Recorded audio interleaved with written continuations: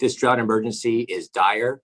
The Central Valley is an essential part of California, and we need water, and we need water right now. Assemblyman Vince Vaughn was one of several Central Valley officials at a news conference Friday morning, calling for Governor Gavin Newsom to declare a regional drought emergency in the Valley's 8 counties.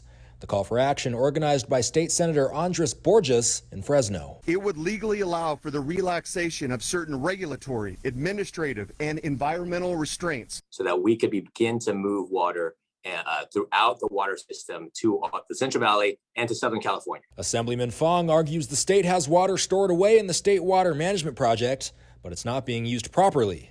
This comes as Kern County farmers are already feeling the effects of drought. For sure, it's going to happen May 1st to October 1st. Murray Family Farms owner Steve Murray says that they've been ordered to begin conserving water on May 1st with the intent to have that order last for 5 months. The consequence, though, will be more defects in your fruit next year. You'll have more Siamese twin cherries and sutures and spurs. Murray says the state's declaration of a drought emergency would not change his situation because Murray gets its water from federal water resources.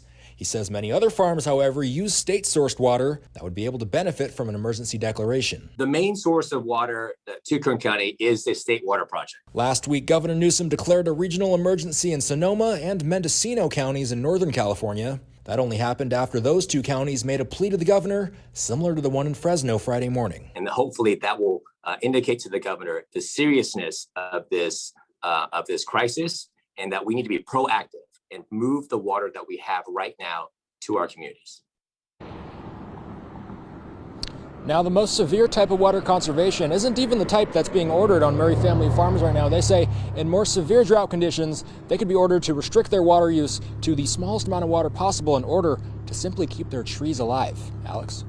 Austin, is there any indication as to how long drought conditions may last? Yeah, ultimately it's tough to predict something like that because they can't predict the weather patterns. Once Murray Family Farms is done with their water restrictions on October 1st, they're going to be keeping an eye out to see how the winter goes. Depending on how wet that winter is, they may or may not have to repeat some of these restrictions next year.